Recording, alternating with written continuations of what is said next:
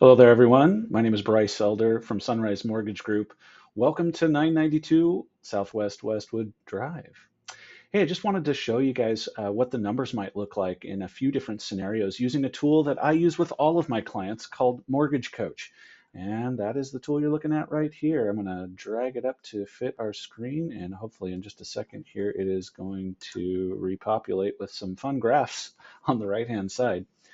I like to put this together, especially in a situation where the financing may be a little bit more complex, as may be the case on this property, since it comes in at a cool 1.1 mil.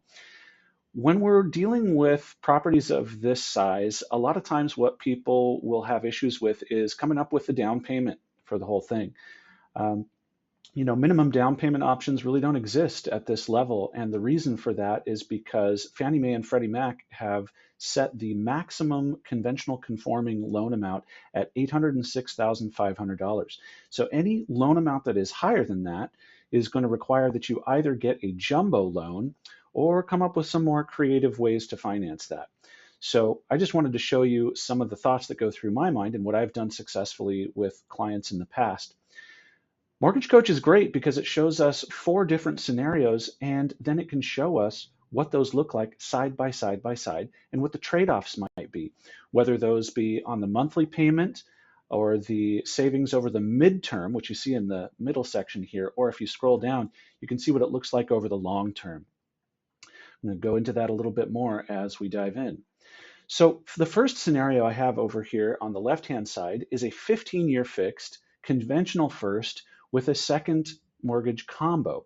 We oftentimes refer to that as a piggyback. You've got a smaller second on top of the maximum conventional first in order to optimize the pricing and really optimize your down payment. If you don't have a full 20% down, which most jumbo loans require, then this would be the loan for you. I think it would be a much more efficient way to do things.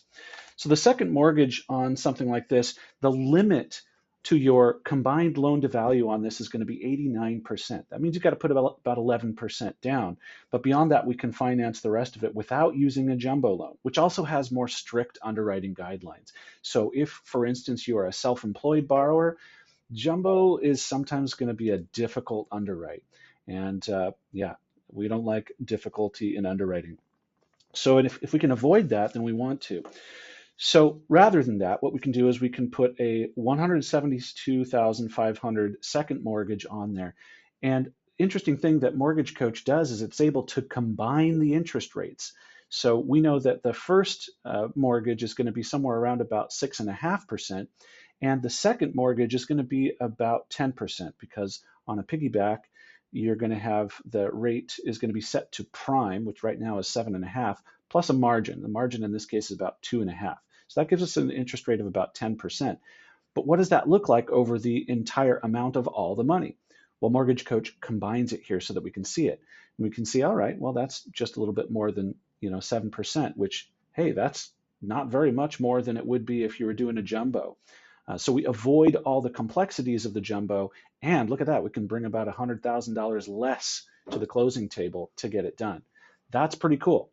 So the first scenario I have here is showing you a 15-year fixed version of that, if you want to pay it off faster. And then I've got a 30-year fixed version of that. You can see that the interest rates are a little bit different on those, and such is the case. When you pay something off faster, you're going to have a lower interest rate.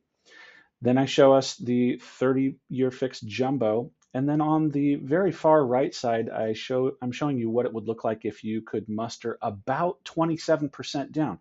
The reason we're doing that 20% down is so that we can meet the loan amount where it wants to be for a conventional maximum loan amount. The underwriting on this is going to be way easier. You're going to breeze through it. You may even get an appraisal waiver, which is really cool. And when it comes to showing the seller that you're going to be able to close faster and more efficiently than someone else that you may be up against in competition, that can be a real feather in your cap.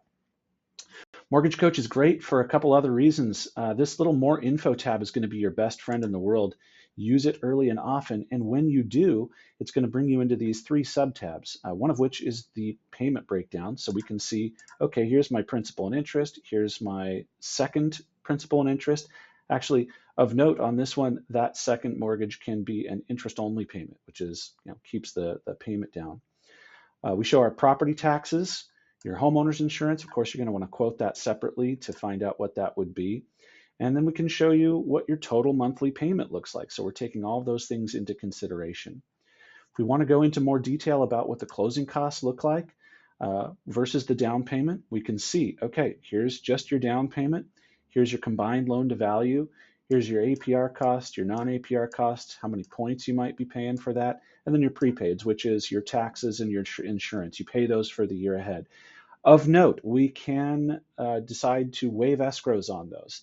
I always like to show things worst case scenario. So I'm showing escrowing those, meaning we're paying those property taxes and insurance up front so that we don't have to worry about them over the course of the year. But it is possible to not do that. So if you want to keep the money yourself and keep it invested, that's actually a really smart idea too. And we can look into the benefits of that using the fourth tab, which is the reinvestment tab. That's going to be my superpower. I'm going to wait to show you that until we are one-on-one. But if you want to actually see what the fees are, one of the reasons I like to do this live and in person with you, well, in person or on a Zoom call with you, is so that I can bring you down to the little fee detail button right here, which is going to really show you a lot more detail. You click on that, you're going to be able to see, okay, what are all my fees? Who is it that I'm paying and why? Each one of these has a little bit of a story, and it's good to know whether any of these are negotiable or whether they'll be covered by the other side or how we can treat them in one scenario or another. We'll go through this as a part of my advisory meeting with you. I would love to schedule one of those with you.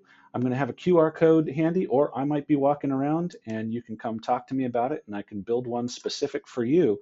But I think when you're able to compare what these different choices look like over either a short period of time, medium period of time, or over the long term, we're going to be able to show you which of these is going to be the most advantageous for you. And once we figure out what the best strategy is, then we can come in guns blazing. You're going to have a much easier time, and it will. We like to eliminate what I call analysis paralysis.